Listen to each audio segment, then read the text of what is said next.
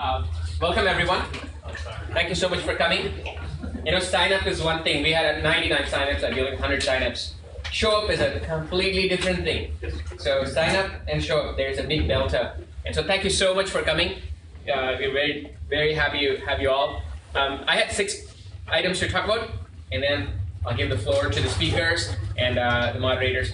So first one I want to talk about is jobs. That's the most important thing for most people. So there are some people here who probably come to hire. There's some people here that want to get hired. So whoever's looking for a job, please contact the people that are hiring. So anybody hiring here, please raise your hands. Okay, 1, 2, 3. Maybe you can stand up for a second so that everybody sees you. Okay, these are the people hiring. Please, if you're looking for a job, talk to them. Thank you. The second one is, I just wanted to give you a little picture about the metrics for Product Austin. This is the cumulative sign-up growth for Product Austin in 2 months. So July 2nd was when it was started, 0. September 4, we have about 182. Graham was the last guy to sign up or to join. So we've got 182 members and running. So thank you so much for becoming part of Product Austin. We hope to do a good job. And that leads me to number 3, which is the NPS score. We did a simple NPS survey last time. How many people would recommend, of the people who attended or actually signed up? Because I really do not know your email addresses unless you're my friend. So 8 people voted 10, extremely likely. 3 said 9, 4, 8, 3 said 7. And then after this, right, there were 2 detractors out of 22. One person hated it, I guess. He gave me a 1. And 1 gave 3. So the quality of speakers the first time was really good, I think. So we got a good number of people. So it's obviously for today's speakers. We hope you also match up with them. Please use that. Number 4, hat tip to Scott Sellers. And Scott, you want to say hi to everyone? Hi. Okay, so Scott actually suggested this. If one of the purposes of this meetup is networking, then you should challenge or ask people, how many people have you met between 2 meetups in that period? Did you meet anyone? Did you really take the effort to meet? A lot of people are shy, especially product people, too busy in their own product. So we will take a 5-minute or 10-minute break after the presentations before the Q&A. So please take the effort to at least get someone's email and meet them for coffee between now and the next one. That way you can help them or they can help them. One of our key goals is to promote networking amongst product people. So if you can do that as a benefit for the other person sitting next to you who may not want to talk, please do that. Number 5 is speakers. I will introduce them in a bit. Number 6 is, I had to write these cryptic things, is door prices. We've got 3 books. So the first, these will be given away based on your service to Product Austin. The person that tweets the most today automatically qualifies for a book. And the person that gets retweeted the most also qualifies. If it's the same person, then you're not getting 2 books.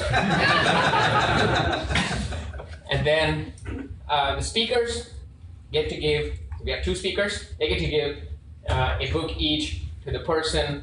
Well, there are only 3 books. So a book to the question that they thought was most insightful. Okay, that's completely subjective. We really like subjectivity because metrics, who cares? A little flip-flop from last month. I know. So number 5, speakers. Well, I just want to introduce. I'm only going to use their first names. Harry. I have known Harry for a while now. He's one of my mentors too, and I'm so excited that Harry's here. Harry is VP of Experience and Product Design at Rackspace, and Harry has taught me a lot of stuff over the past. And I think if you spend 30 minutes with Harry, I think I tweeted it a month ago. It's like going to a few graduate school semester classes in part. So that is Harry for me. So I hope Harry will share some of his wisdom with this group. He's been an executive coach at Apple, Google, and many other places. And there's a ton of stuff you can learn from Harry. And Robert, through Harry's introduction, I came to know, but he's written 5 books on design and more. No, I think that's about right. That's it. So, a prolific author and a thought leader in design. I'd encourage you to check out his books. I bought all his books because I like buying books. You're giving them away. But I'm not giving away his books. So, so we're excited about Robert as well. And then Josh, many of you may know in the product community here, Josh is VP at Noesis Energy and products. And Josh and I have co-presented many times, and we've been friends for a while. And Josh is the moderator for today, and he has the design spirit that I wish I could have. So please welcome our speakers, and that's all I had. So for those of you who don't know me, I'm Prabhakar Gopalan, and that's about it. What's the answer? Please use Product Austin. Yes, exactly. If you want that book or those books, use Product Austin as the hashtag. Somebody commented, I think I was talking to Robert earlier, about we don't have a website, we don't have a blog, we don't have a Twitter handle. It's all there. I registered and kept it. I've just not had time to do anything. But we still have some growth, and it's good.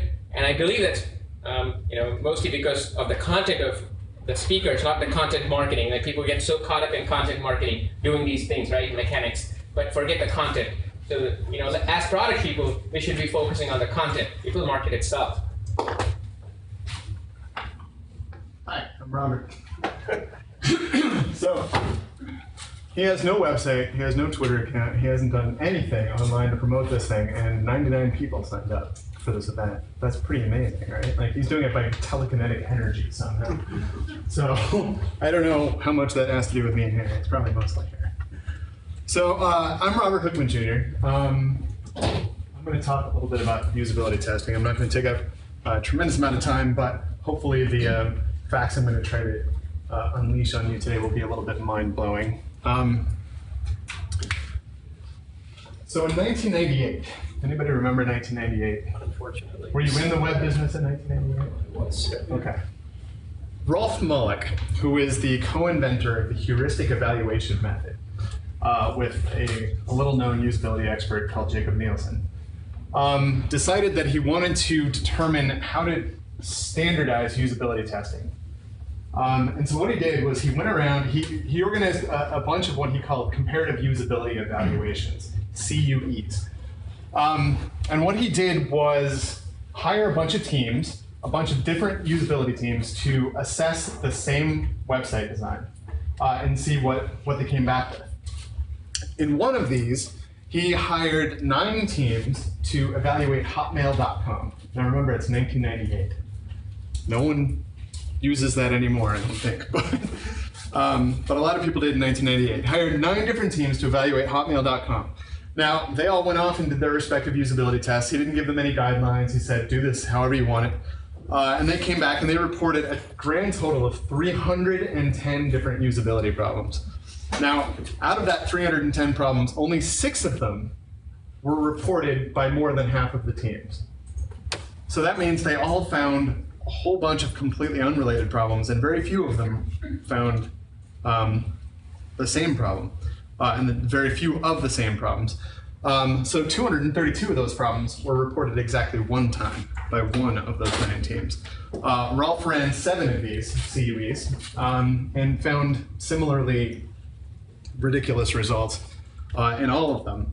And so later on, somebody was interviewing him about these comparative usability evaluations, and they asked, so given the results that you've seen, how can usability testing teams be sure that they're finding the right results when they're doing their tests? And Rolf very simply said, it's very simple, they can't be sure. So here's the thing. Usability testing, there are 3 things I'm going to tell you about usability testing. One is that it's terrible at doing the thing everybody uses it for. which is discovering problems in an existing design. Yes, you'll discover problems in your design, but you're very likely going to discover different problems depending on which person is handling the usability test. So it can actually end up being no more or less effective than having a designer who has been involved with usability tests and has some design experience do a solo review of the website design. You can actually kind of come up with the same results in either case, and usability testing will end up being much more expensive and much more time consuming than sicking your knowledgeable designer on the test, or on the design and just evaluating himself. So, but strangely, this is the thing that everybody uses usability tests for, to discover problems in an existing design. Now, that said, this is not to say that usability testing is bad, necessarily. Usability testing is actually fantastic for a few things that very few people use them for. I'm going to tell you what those three things are. There are four things in particular. I'm going to tell you about three of them first. So one of them is they're fantastic for satiating kind of an institutional requirement for proof, for evidence that there is in fact something wrong with a design. Usability testing is much more common these days than it used to be, but there's still this kind of hesitation because of the time, because of the expense, because of the hassle of it. People think they don't have the setup for it. There are all kinds of barriers to actually running a usability session. But at the same time, companies don't always trust their designers to know what they're talking about. They want to have actual evidence that there's something wrong with their designs, and they want to try to figure out what those problems are. So usability testing is great for that. It's great for getting some people into a room and demonstrating once and for all, look, there is in fact a problem. There are some things wrong with the site that we can work on, and here's the evidence of it. So it's great for that. Another thing it's really great for is informing a designer's instincts. It's great for proving to yourself that you know what you're talking about. If you're involved with product development, if you're involved with design in any way, shape, or form, you want to know how to gauge problems in your own design.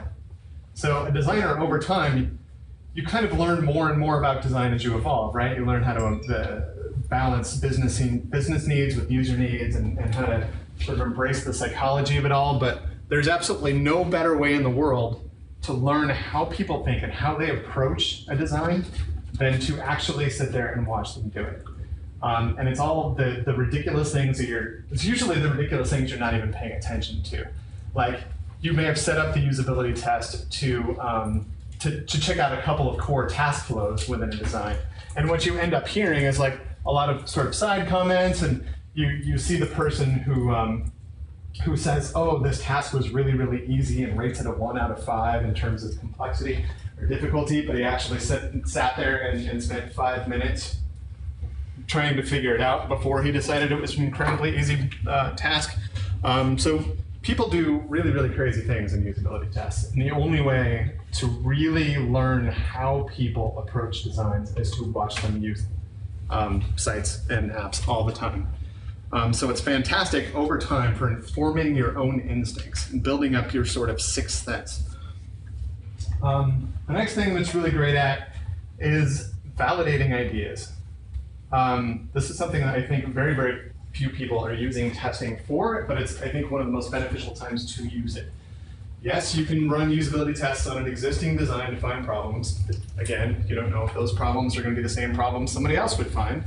But what you can do is take your new innovative idea that no one has done before, your completely non-standard interaction, your cool new app design, your, whatever, the thing that you haven't yet put out in the world, the thing you've drawn up on napkins or printed on paper or just done super loose wireframe prototype click-throughs of, you can test those.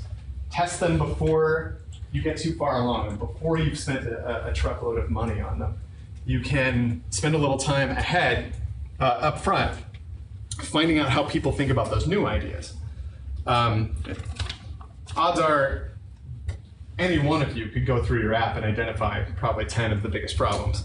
But you may not know what the problems are yet with new ideas. So that's another thing that usability testing is really great for. So the amazing thing is that it's absolutely brilliant at this one thing that nobody uses it for. And I'm sure there are people, now that I've said that out loud, who do in fact do this. But I recently had a client where they actually tried this and they had never done it before. It happens a lot. And the thing is, iterating. I just blanked out on the word. Iterating. Iterating through a design. So don't book 5 people for a usability round. Have them each come in and show them all the exact same design. Here's what you can do. When they come in, have in your mind that by the end of the day, your goal is actually to lock up that design, to make it better, not to just hear 5 people tell you the same 5 problems, or even new ones. After about 3 or 4 or 5 people, you're going to start getting diminishing returns anyway. So what you want to do is actually iterate the design between sessions. So instead of having them all booked 15 minutes apart from each other, leave yourself a half an hour between the first 2 sessions, a half an hour between the second and third session. Leave yourself 15 minutes between the couple after that. Just leave yourself a little bit of a gap to absorb everything that first participant said, that second one, and decide which of those things are just like hit you over the head obvious that you should have fixed. Oh my God, I totally didn't even think of that. Which of those comments are actually by design and it might just be a fluke that user didn't get it and you kind of want to see if the other 4 people do. Take everything that first participant said with a grain of salt, decide for yourself which of those things, as intelligently as you can, should actually be changed in the design. Modify it, whip up a new click-through PDF, stick it on the testing machine, find out what happens in the second test. I have done this so many times, and in every single case, by the end of the day, I have solved about 10 problems I should have seen in the first place. I've solved another 15 I hadn't accounted for, I hadn't expected.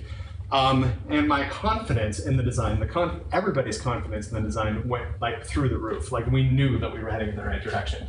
If you do this well, by the last session of the day, your design will be so much better than it was at the beginning that you'll have almost no problems in the last session. That, to me, I think is an absolutely brilliant use for usability testing. Don't just use it to test. The first person to come in and tell you something is wrong. The second person, the third person are all going to tell you the same thing. They might be different things, but if you improve it throughout the day, you're going to end up with a rock-solid design by the end of that process. So again, I only had 10 or 15 minutes. So those are a few of the revelations that are in this little book called The Tao of User Experience. I have written a few books. This one I decided to self-publish, but it's literally, there are not chapters in this book.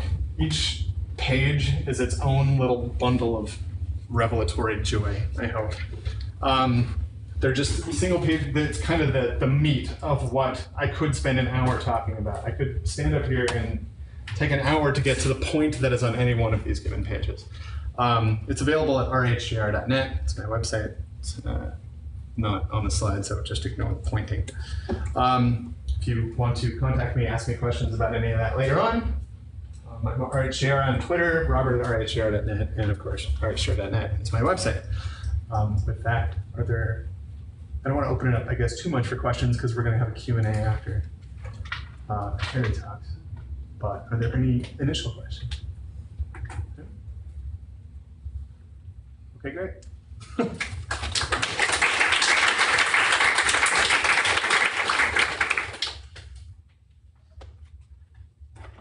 Thanks.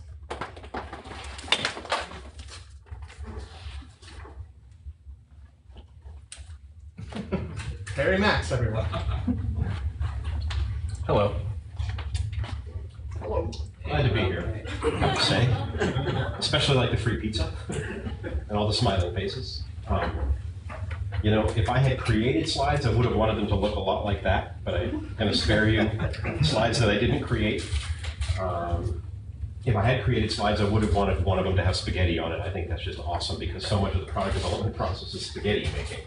And so much of it's about throwing stuff on the wall and watching it slide down and figuring out that the stuff that's stuck actually isn't stuff that you probably wanted anyway. I wrote a couple things down from Robert's talk, and I have a couple things I wanted to chat about. I didn't structure the talk in a way that's going to drive a clear narrative, but I wanted to more have a conversation about some things that I'm running into a lot, and I know I'm getting into spirited debates with people about. Those of you who are involved in any sort of real agile work, whether it's design, development, raise your hands, just get a sense. It's pretty good. How many designers in the room? Small number. How many actual people writing real code, not the kind of code people come chasing after you with sharp implements? How many product-oriented people? Fair number.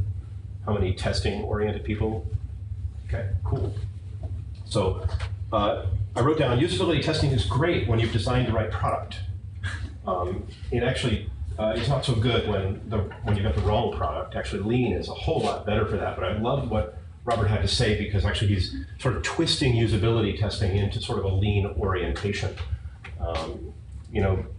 Looking at what you're designing as you're designing it and then using usability testing to guide the direction that you're going is much more lean in some ways than usability testing, because more formally usability testing is like checking the use cases and looking at what the paths of activity are after you've designed the product and either gotten it right or gotten it wrong.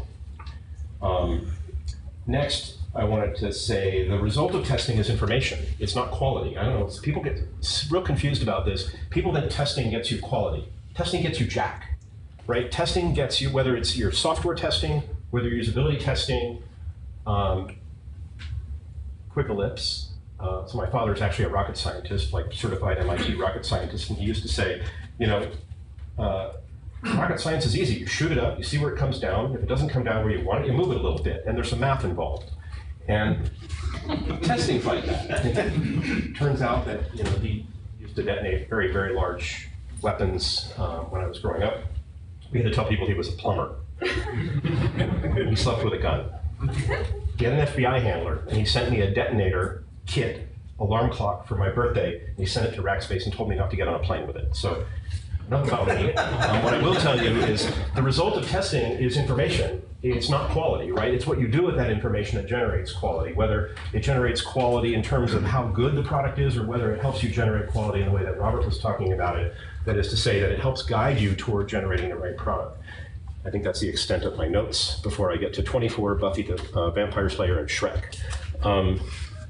The part of what I wanted to talk about today is really that, 4 years ago I joined Rackspace, and it was a hosting company, right? They took hardware and stuff and they glued it all together and they sold hosting to people. And today it's a product company that sells cloud computing.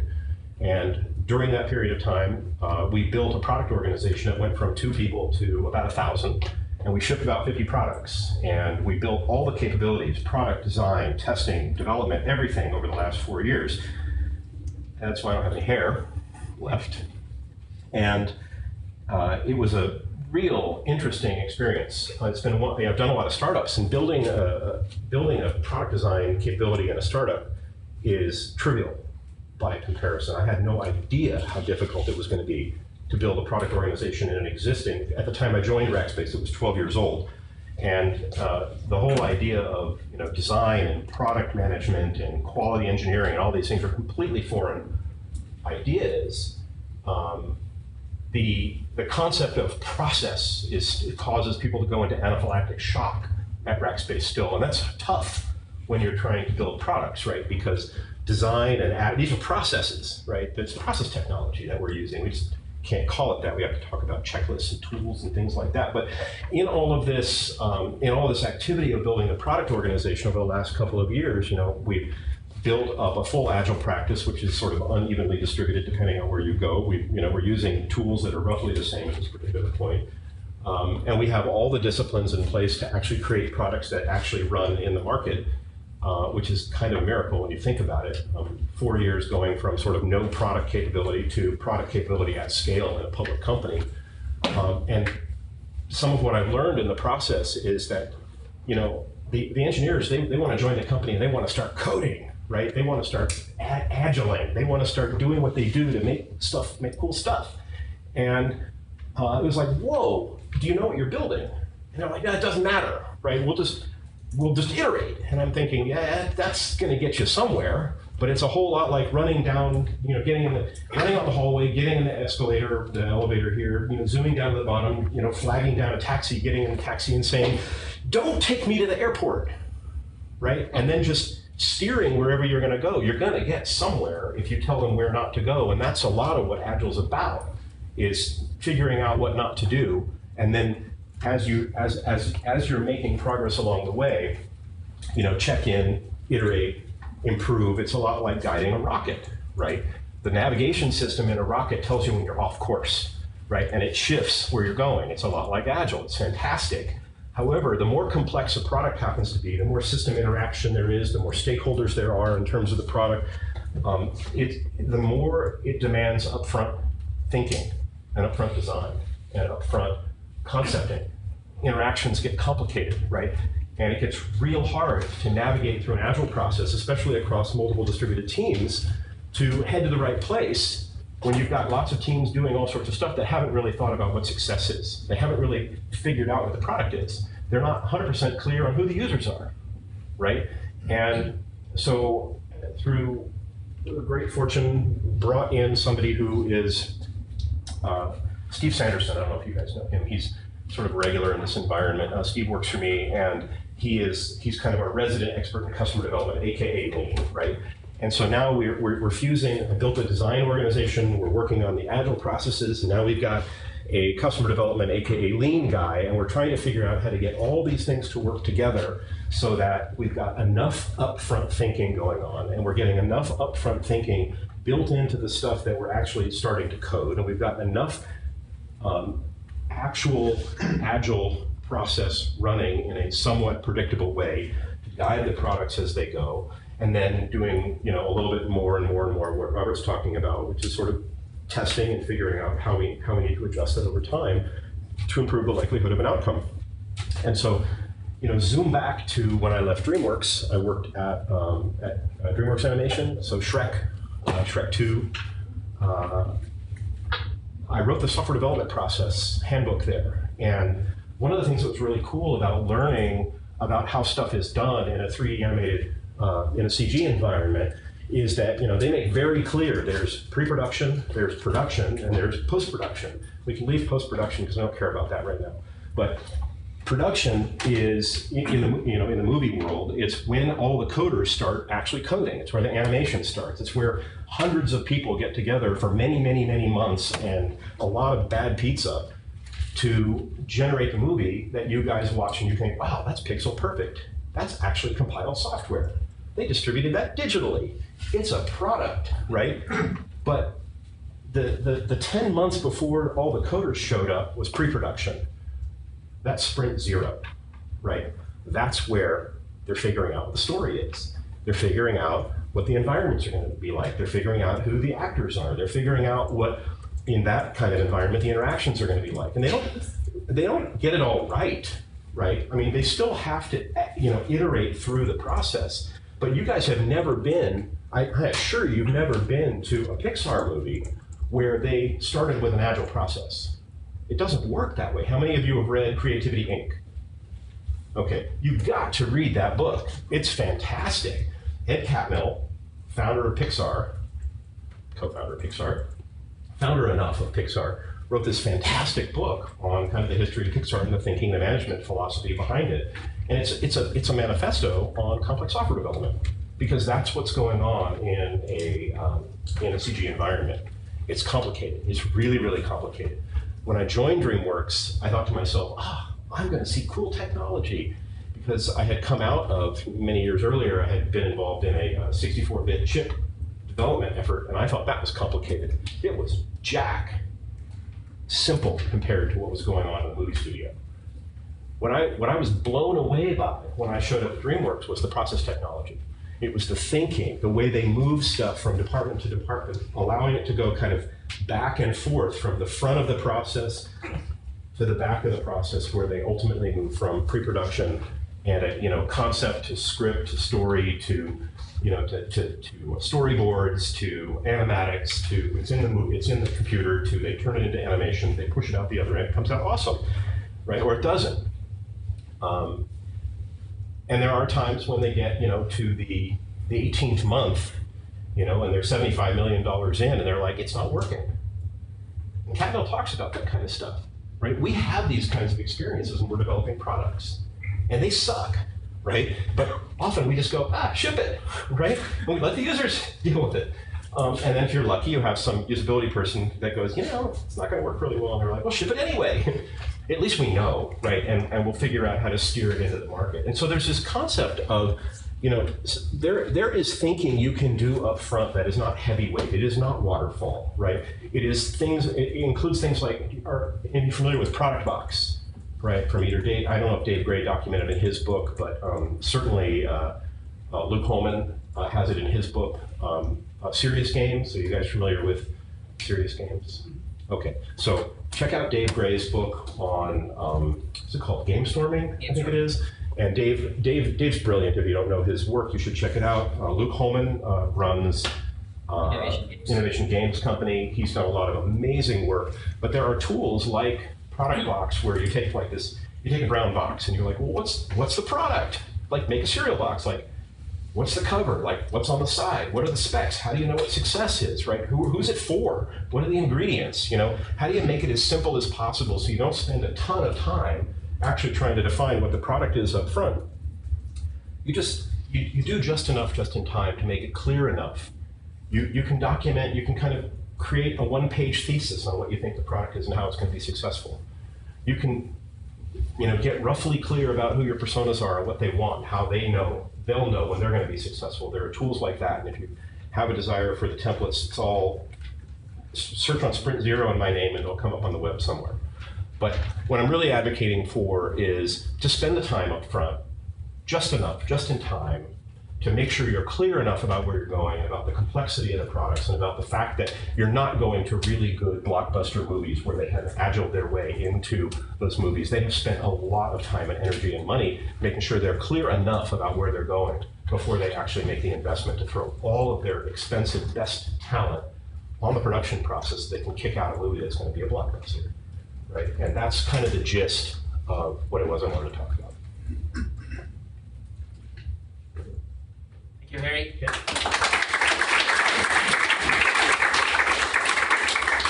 Why don't we have a Q&A? How many people vote for Q&A now and networking after, or networking now and Q&A?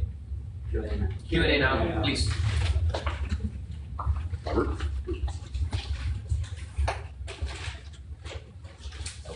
I agree with all of that. I've done it myself. Yeah. I have the relatively easy job tonight of just kind of starting off the Q&A, and if you give me 1 second here. I got a couple questions from the website and just kind of asking people to start what they wanted to hear. So I thought I would start off there, get the juices flowing here with the guys, and then kind of at that point we'll just open it up. So just keep raising your hand, and how much time do we have left? What time do we have till? It's 7:34, I guess 25, 30 minutes. So we like having a couple icebreakers. Everyone's got to talk for a little bit, and it's always great to kind of just start with some easy layups questions here. So I'd love to ask you guys just to start with, a favorite or a recent product experience that you guys are just really excited about, or kind of share with us to get the conversation started here. You start. Yeah, so I actually am really glad that you asked that question, because this is really fresh in my mind. I literally just had this client like last week. I did just a super quick review of an app concept for this kind of recommendation system that he's putting out for a certain niche. And immediately so when I started using this app, I very quickly got really sucked into it, and I just couldn't figure out why for a little bit. And I was like, I review apps all the time. And for some reason, I'm really, really enjoying this experience. And that just doesn't happen very often because I'm old and jaded and I've done this crap a lot. So I was like, what's happening here? And what I realized after about a couple hours is that everything in the app, everything in this recommendation system had a positive tone to it. There was no negativity whatsoever. There was no such thing as what he called an anti-recommendation. Nobody was like posting something just to diss it. they were posting everything because it was something they genuinely liked and they wanted to tell their friends. And so out of the 300 or 400 beta users, like everything was just overwhelmingly positive all the time, and there was no link bait anywhere. There were no marketing hacks. It wasn't inundated by people trying to get you to click on that and click on that so that they could build up ad impressions. Or there was nothing like that. It was just actually pure. And I thought to myself, all the social networks in the world should remember when they all did that. That's how they all got popular. And then once they got you locked in there and had your whole life and all of your data, that's when they started to chip away at you with all the ads. And it feels like I've been feeling for months like Facebook and Twitter and Instagram, like they're all just sort of bubbling up into these marketing machines. It feels some days like the entire internet is just one big game to get you to click on stuff. And this app was just absolutely 100% devoid of that. And so it is my new favorite user experience. You got one to share? This is embarrassing. I mean, I'm in love with a 1999 quality web app. I have so many to-do list items. You guys have no idea. I had 5 Kanban boards. I have a huge backlog management system, and I was using for years and years and years, I was using Remember the Milk, RTM, right? And for some reason over the last couple of years, I sort of got away from it. And I sort of started using, I'm not going to say which online Kanban system I was using, but I sort of got away from it. And I sort of, my system evolved. And 2 hours ago, I was like, I'm screwed. I'm just screwed. I have so many Kanban boards now. My backlog's not managed anymore. Like to-do list stuff in RTM is a wreck because I used to every Saturday get up early and just kind of prune it, and it was simple and it was easy and it was on all my devices. And a couple hours ago, I threw away all my Kanban boards. I copied everything into RTM. I went back and restructured all my RTM stuff, and it just worked. And I was so grateful. I thought, thank God they haven't made it complicated. Right? I use a product called Inspiration. I don't know if any of you guys use Inspiration. I love Inspiration. It's a great mind mapping tool if you happen to be 12 years old because it's designed for the educational market. It's not like MindJet or any of the free ones or stuff like that. And I just uploaded the recent version of it, and one of the defaults was different, and I freaked. Right? Oh, thank God I was able to get it back to the view that I was looking for. But when I logged into RTM today, it was just like it used to be, my old friend, right? And it just worked the way it was supposed to. And minor browser caching problem cleared that. Everything was straight, no problems. And I'm like, oh my God, I should buy this company just so that I don't ever lose this one. So, notice the commonality between those two answers. Like they're two apps that are just still pure and simple. They just do what they make a simple promise and then they deliver, and it's just that simple. The second you start screwing with it is when stuff goes down. All right, that's a great segue to, I know one of the questions that I wanted to make sure we got out there, because I believe there's a lot of people here that are involved in startups, kind of involved trying to build apps like that. And Harry, you had a quote about startups, designing in startups being like an extreme sport. So if we could kind of just narrow in and talk about design and startups, that early part of Lean, I'd love to hear both of your take on that. I'll let you start here, since you had the quote of extreme sports for designing at startups. Since I don't know what you're talking about. Sure. Well, have any of you jumped out of a perfectly good airplane with a parachute? Raise your hand. Parachute? Yeah. All right. Have any of you jumped off a bridge with a bungee? Okay. How many of those of you who raised your hands, which ones of you had not done a startup? 0 hands. My experience, I've now done 5 startups myself, and I've been involved in about a dozen more. My experience of being involved in a startup is very much like, very few of you probably remember what VU meters are, like on a piece of audio equipment, like an actual metal thing that moves when sound goes through it, right? And audio equipment. You mean an iPod? I know. Anyway, it's one of those things. It looks like a speedometer, and when the sound gets louder, it goes. My experience of being in a startup is, when the shit hits the fan, it feels like that needle goes all the way to the edge, and it just stays there for a long time, and that gets addictive. And the adrenaline and the presence and being engaged and doing all the cool stuff that you get to do at a startup and wearing all sorts of different hats and solving all sorts of problems, it is such a rush. if things are going well. And even if they're not going horribly, it's a rush. So that's really what it is I realized people say, oh, should I do a startup? And I said, absolutely, if you can't not do it. That's very good, very good. All right.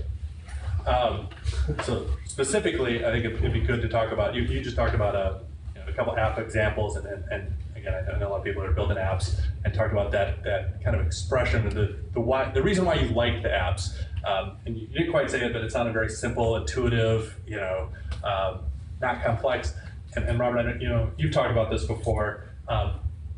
Those type of adjectives, I know I've been guilty of this in the past, are often what, as product people, we kind of start out saying we want. We want that app. We want that simple, complex app. And I think you have a good theory about why that's the wrong kind of requirements to kind of start off with when it comes to design and you're building an app. So I was wondering if you could talk a little bit about that. Yeah. So I'm going to head that off for a second by asking a question. How many of you are designers? We asked this question before. How many of you have written any design document that the design you were working on needed to be intuitive? You've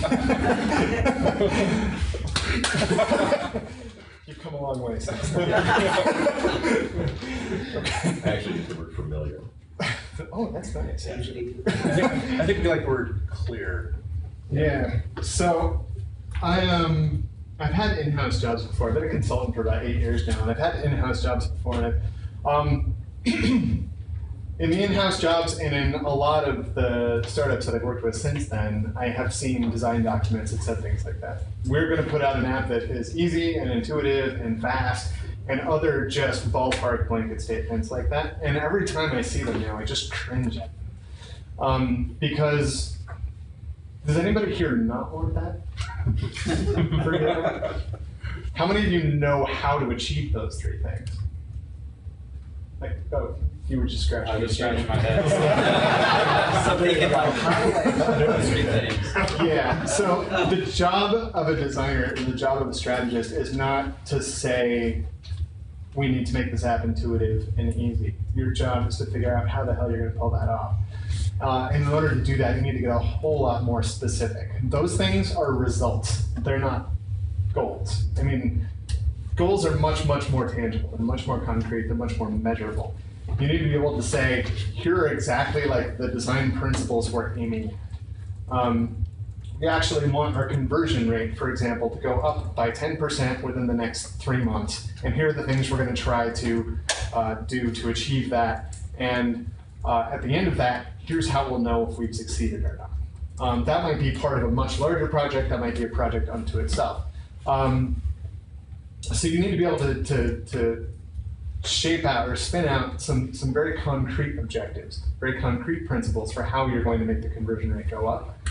Be really specific about it, and then stick actual goals behind it and say, here are the numbers that we need to try to hit. Here are the metrics that we can watch to know if we're doing that successfully. I think it's just incredibly important to never be so glib about an app being easy and intuitive. Everybody wants that. Everybody's aiming for that. Get a whole lot more specific about it. That's good. That's good. All right, let's open up your schedule. Just sort of tying into that, when you focus on measurable goals, which I think is exactly right, how do you tease apart whether or not you're trying to solve the right problem, whether or not you have a design that's good, and whether or not your execution is good, right? So there's lots of places along that process that can cause you to fail to reach your measures. How do you? Strangely, Harry is going to be the the best answer to this question. How do you pick out which things are problems? I'm actually writing it. Or if you want to keep it positive, how do you know when you've done enough along each of those stages I think to hand off? The big thing is, well, not the big thing. One of the key things is being clear about the difference between leading metrics and trailing metrics. And people seem to get real confused about what a result is versus what actual thing that you have control of you can actually turn the dial on that will actually make a difference positively or negatively, right? And so if you spend the time to understand what you're trying to achieve, and then you break that down into, okay, if it's successful, we know this will happen. And then asking yourself the question, is that a trailing metric? That is to say, we have no control over it. It is just this awesome thing like, oh, we'll have more revenue. Well, more revenue is a result, right? It's not those aren't the dials that you turn to get more revenue. What are the dials that you would turn to get more revenue? So if you're going to get more adoption is a result. It's a lag metric. And so I would focus on the specificity. I would specify it on kind of the hierarchy of tasks to objectives, even more granular than that, but at a fairly high level, the task to objectives to goals, and then look at the difference between your leading and your lag metrics at all levels. I have a comment on that. Oh, hold on, sorry, Roger. I got to get behind you here. You've been waiting. I'm sorry, your name is? Grant. Grant, all right. Grant, you've been waiting patiently, sorry. I have a question. I've been in the software business a long, long time, and things come and go, and I know I have to be buzzword compliant. And so I've decided I want to be buzzword compliant. And I went to a bunch of meetings about Agile, and I was kind of scratching my head saying, what on earth? How would you do a complex system in Agile? It just totally didn't make sense to me. I could see doing small things, and I could see improving things once you add something. But so then I said, well, what can I do? And I looked up CMMI, which apparently is a new way of describing waterfall. It's the capability. CMMI is the capability maturity model, isn't it? Capability maturity model integration. It's on Microsoft's website, Foundation. It's from Carnegie Mellon. Yeah. So is that buzzword compliant, or can you? No, it didn't seem to be. No. So can you tell me something post-Agile that I can say seriously to someone that I won't get laughed out of the room, or I can just laugh at them because they don't know what it is? As a methodology? Yeah, what you talked about the difficulties in Agile for complex stuff. Can you give me a buzzword that I can look up so I can study that, so I can present that as a project manager? I don't have an alternative methodology for you. What I am advocating for is more upfront sprint zero design work, which is to say use more waterfall-like processes on the front that don't use waterfall. And that is to say, make sure you're doing just enough, just in time, to be really clear about what the complex interactions are, and get those clear enough in the development teams so that they understand what success is. So the answer is no, I can't answer your question. And if you do want more information, there's stuff online. Hunt around for Sprint Zero, and I think there's probably an opening somewhere in our field, which we'll get to and answer, but we're not there yet. I can add just one little bit of comment on that. I'm pretty sure if you go back to NASA and they start developing rockets, they're not necessarily doing a full Agile methodology. It's almost zero. I mean, systems, and I have some hardware experience. There is some degree of a little bit of Agile planning up front, but at some point you have to pour concrete, and it becomes a very, very waterful process. So I'm sure there's a way to get more flexible into it, but it's tough. Down here. All right, Yes. Roger. Thank you. Just a few points. For Scott, there's a book, 4 Disciplines of Execution, that has a good theory on leading versus lagging metrics. Good point. They have a software too, if you want to implement in your organization, and it's an absolute piece of crap that you can ever get. So don't get the software, just get the book. So that's one. And what's beyond Agile? There's a guy that is it's a Welsh word called Cynefin, Cynefin, and I'm not at all impressed with this, but he was one of the top speakers at one of the Agile conferences 2 years ago, and he talks about chaos theory and how uncertainty, and then he's just made up He's got a great problem-solving framework, but it is not a development methodology. So in case you want to know what is beyond, or is it marketed, Cynefin is one. It's a Welsh word for habitat, and then if you're a non-Agilist and want to get Agile training, the guys from Agile Velocity are sitting here, and so you can, after the meeting, you can network with them on Agile Velocity and get it. But Josh brings up a really, really good point too. The minute you start getting closer and closer and closer to hardware, you have to start looking at set concurrent methodologies like Toyota uses, right? Because what you want to do is you want to leave the options that you have open as late as possible,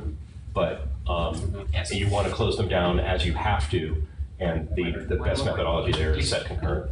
On hardware, I would say there are both in variables, like the Basis watch. It was shipped 9 months before it turned on the Bluetooth capability, and it was shipped with Bluetooth, including the label everywhere, but you couldn't actually Bluetooth it until they upgraded the firmware. So there is possibility to be Agile in which you put all the stuff but don't activate it because the software isn't built. That's one option.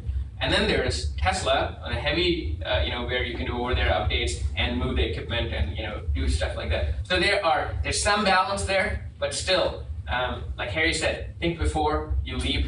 I mean, it's kind of common sense. You don't have to take the lean methodology to the edge and not know where you're going. That's kind of where a lot of startups do. It turns out both Pixar and DreamWorks actually use the set concurrent methodology too, and that's an information product. So that's probably the answer you're looking for. I think, sorry. Was Diane ready? Can you go there? I'm going to be totally off topic, so if you want to continue that Awesome. real quick, please. Give me like 10 yeah. seconds. So I think it's important to sort of temper both of those extremes with the idea of what actually came before Agile as well, which is Extreme. that, yeah. So the reason that waterfall was a problem was because it didn't leave a lot of room for sort of self-correcting along the way. It didn't leave a lot of room for designers to stay involved in the process when shit went wrong later on in the process. Which it does. Yeah, so an Agile is meant to address that problem head on, right? To keep those decisions really loose and kind of keep that moving. So it's important to sort of just temper kind of both angles, like, and go, that's the problem that you're really trying to solve, whether it's called Agile or called waterfall or called anything else. It's about what Harry just said about keeping your options open as late as you possibly can so that you don't shoot yourself in the foot. Yeah. All right. So, Harry, you mentioned that testing gives you information. How do you approach testing information? You get all this data. How do you store it and share it, especially in larger companies when lots of different groups are doing their own testing and making sure that important information is being disseminated across all groups so they're not running the same testing over and over again? Or just being able to utilize what's already been done instead of contacting customers repeatedly. So I don't have a good answer for you. I would say there's a pretty big difference between usability testing and software development testing in that regard. Software development testing tends to need a lot more of that, and that's an area that I'm not an expert. I have an esteemed colleague who I'm sure would be happy to speak to that who isn't here. I don't have a good answer for you. Yeah, it's hard to find. And I haven't worked inside of a company in such a long time that I couldn't possibly begin to answer that question. I guess I have kind of a response to that, and I would say that like part of the point of a user experience, one of my goals as a user experience designer is to build empathy within our organization, and I find that videos are really effective at transmitting that information. If you take what you observe and like type it into documents and say like this is. Like, I don't think that's as convincing as just taking clips of people fucking up over and over and over and showing that to your developers or showing that to like throughout the organization. So I find that video is a good, it's storage-wise, it's heavy. And just kind of to expand on the question, I think that, data gets relayed when it's part of a certain project, right? But there's a lot of extraneous data that comes along with the research that you've done for this one particular project. That you have that can be utilized in different areas, and how do you do that larger umbrella of, hey, we've collected all this great info, and it could be used in a project 6 months, or a different team is running. This is the problem of best practice sharing. And I mean, this is the knowledge management problem. Yeah. It's Knowledge evangelism problem. Yeah. But I've actually had very good luck with videos as well. I didn't think about it until you start talking about it. Yeah, I actually had an in-house job once where my entire job was about proving to a very engineering-centric company that design was a worthwhile exercise. And so I spent a truckload of time basically getting data on everything I possibly could, running usability tests, taking all of those results, tracking them, and then sharing them with the teams that they most directly affected. So later on, so I also organized that team as I built up my user experience team. I organized it so that we were a central collective, but that we were embedded into individual products. So we kind of had a central governing board amongst us. So, and whenever a problem came up with one sort of department, one product, we could talk about it as a group and kind of jog the memory of the shared information that needed to be dispersed out into the other one. So I would say like track everything you possibly can. Videos are much more powerful than words because it's just, yeah, we're talking. brown bag lunches, anything like that.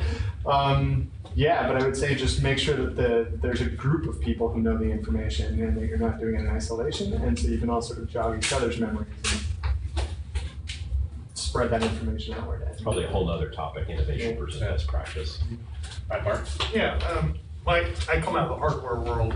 In one of my last company, one of the challenges we had was the diverse generational cultural issues that no one wanted to admit, particularly age. Yeah. Huge. And so how do you run usability testing when you've got that broad, multiple personas? Oh God, I hate that question.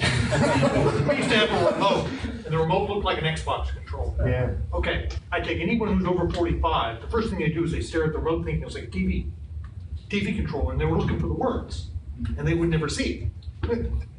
Yeah, that gets back to usability testing. Yeah. Doesn't work when you design the wrong product.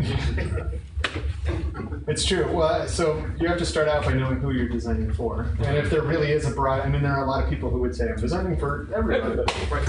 Because I worked at GoDaddy.com once a long time, and yeah, we were designing for everybody, right? Everybody. There was the 98-year-old grandmother who was like wanting to start a website to share pictures with the kids, and then the kid down the street who wanted to start his own like skateboarding business. Like all kind, a very, very broad range of people. So, but you have to narrow that down to in the best way that you can. And for me, it's such a huge and loaded question. So for me, it's not always about narrowing it down to user types. It's narrowing it down to user circumstances.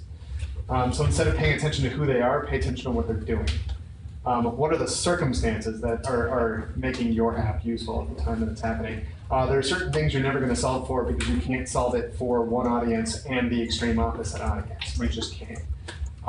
There might be minimal sort of contingencies that you can put in place, like a card that says, this is what a mouse is.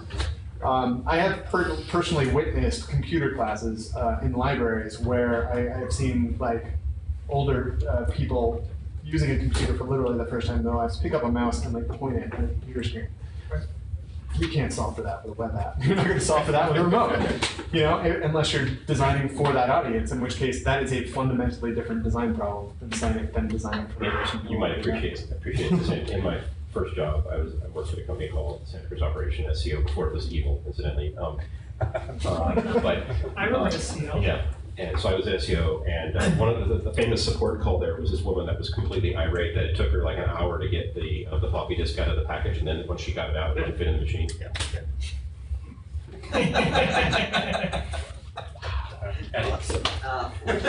I'd like you guys both to react to it. I think you started referring to it, which was, in my experience, I haven't found, I don't know what good design means, but I know what good enough design means. I've also felt like our design is better than another design. So most of the usability testing that I've participated in that have been really productive are comparative usability testing. And as such, the design process that I found really productive have been one compared to another. I'd like you guys to react to that and see if you agree or disagree and what your experiences have been. I'm not 100% sure I'm clear on what the question is. I apologize. No, I was just asking if you believe that you could come up with a good design, or you can come up with a good enough design for how much you want to invest in that process. So the way I would answer it, so I'm not totally crisp on where you're coming from, is that I make my investments on understanding what utility I'm trying to provide and what aesthetics I'm trying to provide, and then how easy it's going to be to access that utility and experience those aesthetics. So I make my investments very much up front, and I use usability testing to tune on the back end. So if I'm going to do competitive work, I do it on the front side. I think I approach that differently than the way that you're talking about it. Are you involved with the startup yourself? Mm-hmm. Yeah, okay. I'm inferring that from your question. I think what you're getting at is at what point is the design good enough to ship out to customers, and stuff we can improve later. You're trying to find a sort of point of satisfaction that makes you able to sleep at night. There isn't one, unless you know confidently that you're designing the right product. When you're designing the right product, don't aim for a design that's good enough, aim for a product that does enough. Focus on minimum viable product versus minimum viable design. And I would say focus on minimal viable experience. Right, and make sure make sure the product That sounds like a book, or it should be a book. Let's go. Dip. Sorry, way in the back. So I think in relation to his question right there about the minimal design that works just good enough, would that be in relation also to why the app Yo works so well? So for those of you not familiar with Yo, Yo is an app where it does one thing, which is it texts you Yo. And I believe that's all it does, right? For those of you who want that experience, Because the whole idea they were saying was, it wasn't the fact that it just did one thing, it was the fact that its design was just so simple. It was so basic that it took a complex, if you wanted to type Yo on your phone, it took 11, types, whereas Yo was 2 taps. sure, some people would argue that that's the same philosophy that how Google launched. Right. So, that would be in relation to That was why it literally works so the well. example. I just thought of as he was saying that. Yeah. So, but there has to be a sort of minimum level of usefulness too. Like, there's probably an audience for that product. Might be delayed. If your product really is scoped that tightly, then yeah, you can make it extraordinarily simple. There used to be this sort of file sharing website where, there used to be all these restrictions on Hotmail accounts, for example, where you couldn't upload something that was more than 5 megs or something ridiculous. And so there were a bunch of sites that Dropbox and stuff like that. Well, it was pre-Dropbox days. There was one called DropSend. There's one called Senduit. That was absolutely fantastic. You'd go to senduit.com and literally all you did was it was one screen. You'd upload the file, you'd say, and it was going to give you a link, and you would tell it how long you wanted that link to exist for, whether it's an hour or 5 hours or a week. And then it gives you that, and then you send off the link, and in 5 hours or whatever time frame you specified, it expires. It's done. And your file is removed from the server. So you send that off, and the way that they made money, I think, was on the download, because the person who was waiting for it to download would see an ad while it was downloading, which was kind of brilliant. So that was really, really tight, really narrow scope stuff. Some people are stuck with the incredible, joyful experience of working on enterprise software. They have opposite lives than what you're talking about. And all of these philosophies, all of these design approaches can still be applied project by project, screen by screen, detail by detail. But you're never going to end up with an app that is that simple, that is as simple as Yo. What you can end up with are individual interactions that make that much sense, that are that clear. Right. Don't aim for simplicity, aim for clarity in your design, no matter what. The best spinoff I've heard about Yo is the Yo Pizza app, where you just press a button and it delivers you a pizza. Yeah. That's right. That's genius. Have you watched it? I would recommend watching the video of those guys, the 4 guys sitting on the couch. You seen that video? It's on TechCrunch. Look for the one button. I think it's called Push for Pizza. I think that's the app, Push for Pizza. One button. I have one. You go ahead first, sure. So I used to be a product manager for a long time. You're recovering. No, it's just an alcohol. Thinking at that time was mostly you have a good PRD or a good MRD, right? And then it's an iterative process, especially on the hardware side, where here is a PRD of what the product ought to behave like, and then you start developing it, and then you slowly start doing a lot of the usability testing, and it's like, okay, here are the 3 things you're supposed to do, let's check with a couple of customers, does it make sense to them, does it work as well as it's supposed to be, and if it doesn't, you go back and go through the loop. That's how it used to be done now. I'm just curious what your take is, how that whole process evolved. Don't talk to this guy. Is that you're speaking waterfall? Okay, so it's just evolved into the waterfall. It's evolved into Agile. And dual track Agile is sort of the newest version. Yeah. I've worked in processes like what you're talking about, where there's a bunch of sort of strategic lead time and then architectural design lead time and then graphic design lead time, and then it's everybody hands it off from one department to the So next. it's very difficult to go back and change. The second any one team is done, They're done. it's out of date. Yeah, Well, and it's out of date because the next team comes up with a whole set of problems that weren't solved previously, and they end up guessing. And that's what happens in waterfall processes like that. That's why you want to sort of keep your options open as much and as long as you can. which is hard. On the web, it's fantastically easy to do that. You can keep your designer involved on literally every project and like keep tweaking it constantly.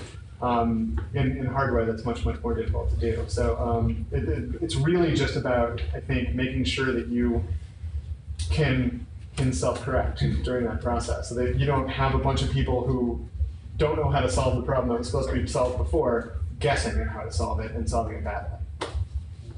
Well, I was just going to make a comment on your the startup and the good or better design, if you will. Have you read the Lean Startup and gone through like a whole Lean canvas and so forth? Might be worthwhile. I mean, I was thinking when you said that was like user acceptance. That's a really good point. Right. User acceptance, right? You got to first know your user, and then you got to know what they're going to accept, and you have to go interview them first. And then once you walk away from that, you'll know what a good design is or a good, better design. And based on your findings, you should be able to say, once we get to this point, we should be able to deliver based on our assumptions, proving out our assumptions, right, that this should work. And then a lot of, there's certain, can't speak to companies, there's certain companies that beta test to a certain percentage of their market share, come back and they know right away if they're that design, and then they launch out, like I think Indeed does this, they spin out, they do A/B testing all day long, and they'll send it out to a small fraction of their people, and then they'll come back and if it worked and supported their testing, boom, then they send it out to everybody. Right. So that might be something that helps you. It works really well if you have a lot of people. Yeah, that's a good caveat there. If you don't, yeah, it's really terrible. Well, you've also it can take you weeks to get like your A/B test just plotted out. You have to deal with to get good data from it. You have to deal with facts as they are, not facts as you want them to be. Right. The question I had for you guys was, we were talking recently about kind of the difference between the relationship between product and business and engineering, and the gap that happens with that to get to like synergy. I mean, that's really when you get the hum from Agile, is when you get the whole business group together. Yeah. What's your take, and how do you get there? Have you guys run into obstacles like that, and what steps do you guys take to kind of create that synergistic relationship? Right back to Lean Startup. I mean, that's why we brought Steve Sanderson in. I mean, what we're doing is we're bolting the Lean model to our Agile process so that we can get better product market fit. Because the disconnect caused us to develop products that were actually quite excellent technically, but there wasn't enough product market fit, even though we were running an Agile process. As a consultant, I hardly ever have to deal with actually working too far into an Agile process. Most of the startups that I work with use some variant of it. So what I do is I literally do exactly what Harry was talking about, which during his talk, which is like I make sure that I have a sprint zero. I have some lead time to do an appropriate level of research and actually come up with strategic guidelines and say here's what we believe we're actually going to build out. And it's like we validate that against like the users that we initially did research with. We validate that against what the stakeholders said that their vision is for the product. We validate that against all sorts of things, and make sure that we all agree on the direction that we're heading into, and validate it in any way that we can before we agree on that. And just give yourself that extra little bit of lead. Sometimes, I mean, that could be 3 weeks on a web app. It could be 3 months. Like if it's a significant project, I like to have at least probably 3 or 4 weeks, I'd say on average, to make sure that I have a good, at least strategic idea what I'm doing, and then it's a measure twice, cut once kind of philosophy. Yeah, That makes sense. absolutely. So Harry, I appreciate you talking about encouraging people to think before they build. That's something that I encourage as well with web. It sounds so obvious when you say I know, that. but it's pretty amazing. So I spend a lot of time training developers and non-developers on how to build web and mobile APIs. Mm-hmm. And so part of that is there's a lot of usability involved in it. So given that you're a rack space, are you involving the developer usability, the developer experience in those early stages of Sprint Zero, or More and more and more. Are you? We didn't start that way. Yeah, it was a technical free for all is how it started. But back to CMMI, we're sort of stepping up the capability maturity of the entire organization. Very unevenly distributed evolution, but we are doing just that. We now have a developer relations group, is highly technical, and they really are chartered with making this stuff a lot more usable and accessible and understandable and clear. I do it all the time with startup clients as well. I try to get at least somebody's developmental voice into I try to keep my group really, really tight and small in the beginning, but yeah, I try to make sure that there's that the technical aspects can be spoken to during that process, because you can't design, a firehouse when you've got an architect who only knows how to build skyscrapers. So it's a fundamentally different thing. You have to get those voices in there somehow. Are these internal or external or both? Usually with my startup clients, they're usually internal. They almost always have a developer on board. They don't always have a designer on board. Yeah, what I find is, there in the design world, there's this notion of the mythical unicorn, or the flying unicorn, which is a designer who can actually code well, right? And having one of them around is super helpful, because being able to speak Engineese fairly in an environment and communicate that, yeah, it's nice to have all the APIs at the function level, but if you don't have your orchestration, you can't deliver the experience. Right? You really have to think through it at the experience level, and it's super helpful to have a designer who can communicate that effectively. It helps with very quick iterations. So Harry, there was a question that I heard earlier on before the discussion started that I wanted to tag on to that. So a lot of people here in smaller companies, they haven't brought their designers in, they haven't hired their UX team. Can you guys give advice for them, if you're going through the hiring process, how do you kind of identify someone that, it's hard to find the unicorn. So if you're just looking for a good designer, a UX person, any experience you have or advice to pass on to everyone, how do you do that? How do you hire a good UX into the company? Wow, that's a good question. I have very short list. I actually am going to need to think about that answer, because it is very hard to find good people. I got something. This is going to be a tricky thing to sort of assess while you're in the room, unless you've kind of got some knowledge on the subject yourself. Aim for the person who asks more questions than he answers. Aim for the person who knows more about psychology than design. Aim for the person who talks about user experience versus usability. Right. Or pixels. Yeah. Yeah. So I was headed in a similar direction. A lot of people end up leaning in one direction or another. There's so many niches these days. There used to that unicorn you're talking about used to be commonplace. It used to be that everybody in the world knew how to use Photoshop and write HTML.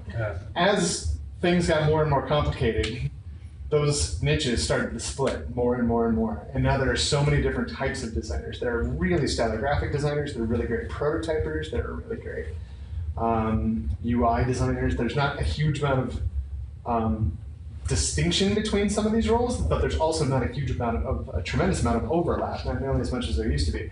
And then there's within UX, there's the UX designer who's kind of a UI designer who's usability and user experience minded.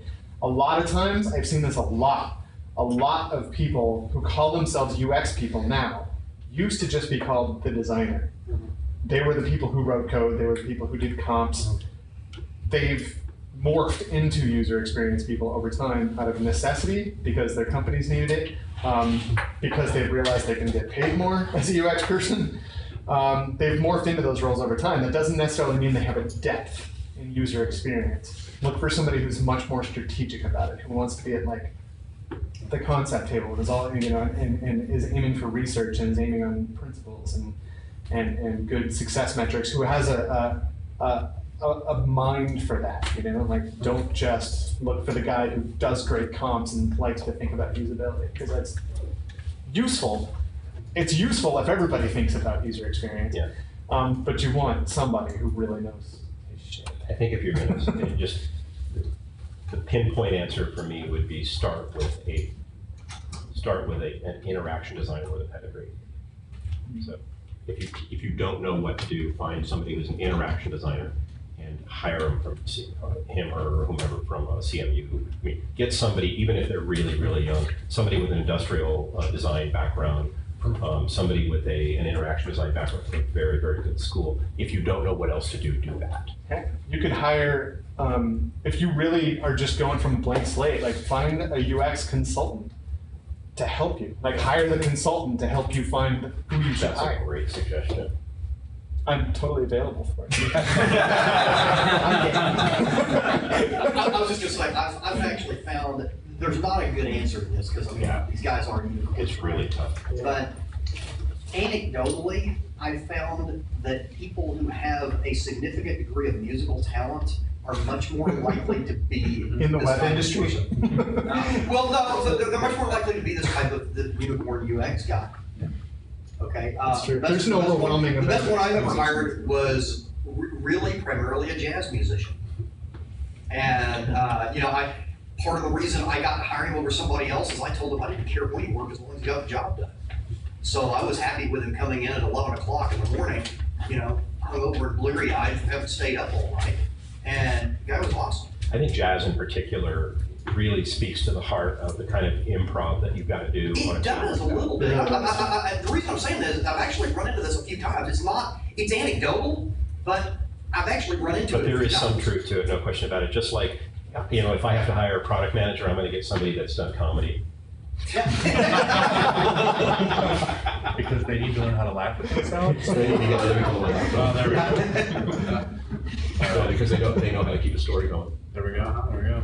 I think we're at the time. So Yes. we need to shut So it down yeah, here. we got 3 things. We got 3 books. I think the most number of tweets, Alicia Dixon, watching this on live stream, gets the first book. She is tweeting all the way from Washington, D.C. Believe that? Okay, so can I get a round of applause for Alicia, please? And she asked me on Twitter, what's the name of the book? The 4 Disciplines of Execution is that book. However, I didn't get a chance to speak then because you said I cannot talk anymore. Now I do. Scott Adams' book, How to Fail at Most Everything and Still Win Big. This book is about having a system, not the outcome, having the process. Nail the process, outcome will appear. So this book is actually that. So I'm going to reserve this for Alicia, mail it, or whatever it is. It's a fantastic book. If you don't want to read the whole book, he does write, Scott Adams does write quite a bit on the Wall Street Journal. It means he's an anarcho-libertarian, I think. If you care. So I've got 2 books. One is Thinking with Type. I'm pretty sure these guys would love to give that to an insightful question from the audience. And then the most repeated tweet was not there. So it's sensationalism. This is minimalism. Oh, I love it. So the 2 books here. Who do you think deserve in this audience? Please give it to them. And then one last announcement. Next month, so we have this first Thursday of every month. Next time, we're going to have awesome speakers. Thanks to Matt from Trendkite. He introduced me to who is going to speak next, in addition to a few speakers. The CEO of the Zebra, and the topic is Building for Now and for Later. He's got a very amazing, he raised $4.5 million.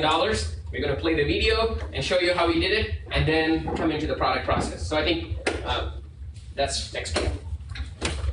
Thanks, guys. Really appreciate it.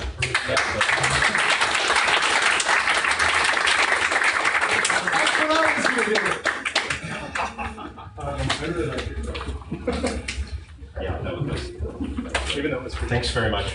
Thank you, Harry. Thank you, Robert. Thank you, John.